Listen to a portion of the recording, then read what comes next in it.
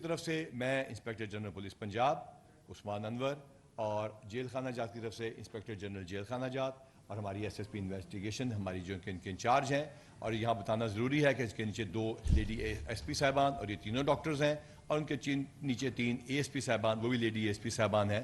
وہ ان تمام پروسیس کو خواتین کے ریفرنس میں اس کو سپروائز کرتی رہی ہیں. اور اس کے علاوہ تمام جو کہ سوشل میڈیا پہ جعلی پوسٹ ہیں اس کا ہم آپ سے مینشن بھی کریں گے، اس کے بارے میں آپ کو بتائیں گے بھی. جو بہت زیادہ امپورٹنٹ بات ہے وہ یہ ہے کہ پہلے لیگل پروسیس کو سمجھنا ضروری ہے.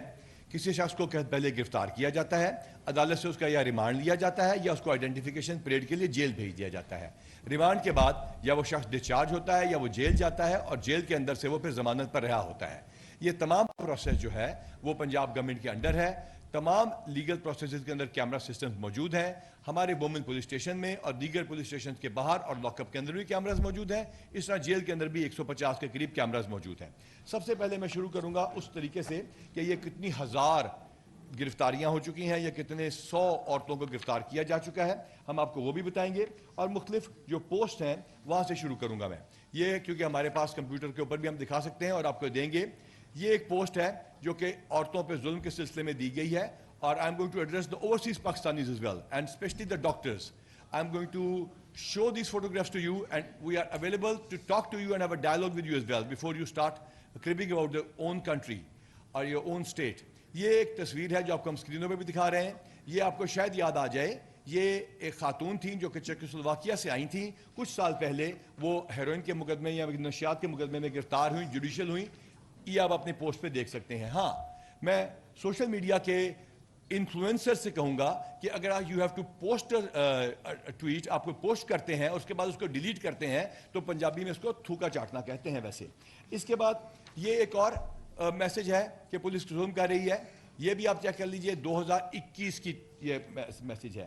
یہ ہے دس اگین. اس کے بعد پولیس مختلف دور میں ایکشن لے چکی ہے. دس اگین یہ آپ کو ہم کاپیز دے دیں گے، 2021 ہے. یہ ایک تمام ٹویٹس کو اکٹھا کر کے بتایا گیا ہے کہ پولیس نے کہا ہے کہ ہم آؤ ان کی عورتوں کے ساتھ یہ زیادتی کریں، خدا نخواستہ وہ زیادتی کریں. یہ نیچے تمام پوسٹ ہیں جو میں نے پہلے دکھا چکے ہیں آپ کو. 2021 ہے.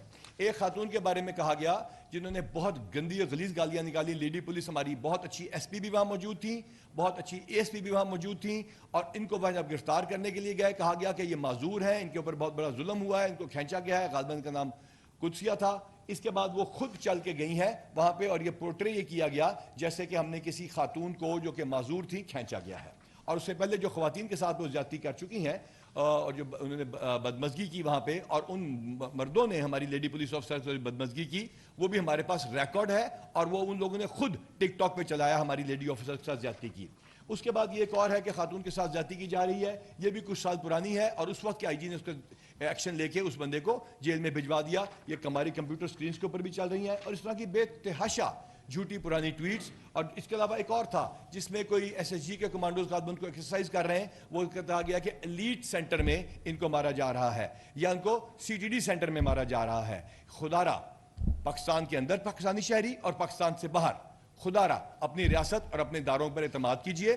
یقین کیجئے کہ ہم اسی ملک کے شہری ہیں. یہاں پہ لیڈی پولیس آفیسرز کے علاوہ کسی نے کسی کو انٹیروگیٹ نہیں کیا. اب آئیے دیکھتے ہیں کہ ان کی گرفتاریاں کیوں عمل میں لائی گئیں. بہت سارے لوگوں نے موقع پہ گرفتاری ہوئی، بہت ساروں کی. سیف سٹیز کے کیمرہ جو ایڈمیزیبل ایویڈنس ہے، جس کو قابل ادخال شہادت کہا جاتا ہے، اس کے ذریعے نادرا کے ریکارڈز کو شناخت کیا گیا. تیسرے نمبر پہ لوگوں نے بڑے فخر کے ساتھ آرمی کی انسٹالیشن پہ حملے کر کے خود اپنے فیس بک پہ، اپنے ٹویٹرز پہ اور اپنے دیگر انسٹا اکاؤنٹ پہ تصاویر لگائیں. ان کو بھی شناخت کرایا گیا نادرا کے ریکارڈ کے ذریعے. ہم نے جس کی وجہ سے صحافیوں کے ساتھ ہمارے تھوڑے سے ایشوز بنے کہ ان کے بھی کہیں نام آ رہے تھے جو کہ ہماری ہم نے اس کو دیکھتے ہیں جو ہمارے موبائل فون کی ہوتی ہے جیو فینسنگ، اس کے اوپر جن کے نمبر آئے، اور اس کے بعد ان کو ہم نے ویریفائی کیا، اور ان کی وہاں سے ذریعے ہمیں پتا چلا. جو بندے گرفتار ہوئے ان کی انٹیروگیشن رپورٹس کے ذریعے ہمیں پتا چلا. اور سب سے زیادہ بڑھ کر واٹس ایپ گروپس کے اوپر، ان کے اپنے واٹس ایپ کے اوپر گروپ تھے جس کے اوپر انہوں نے بتایا کہ یہ کرو یہ کرو یہ کرو. جب وہ اشخاص گرفتار ہوئے، کچھ لوگوں نے تو اپنے فون توڑ دیے، لیکن جو ہمارے پاس فون اویلیبل ہیں جو کہ 20 کی تعداد میں ہیں، ان واٹس ایپ گروپس کے اوپر ہم سب کو پتا ہے وہ کیسے کام کرتے ہیں. ان تمام لوگوں کے نمبرز ہیں، ان تمام لوگوں کو جو انسٹرکشنز دی گئی ہیں وہ ہیں. اس سازش کے پیچھے کون ہے یہ آج کی پریس کانفرنس میں کائنڈلی اگر آپ سوال پوچھنا چاہیں تو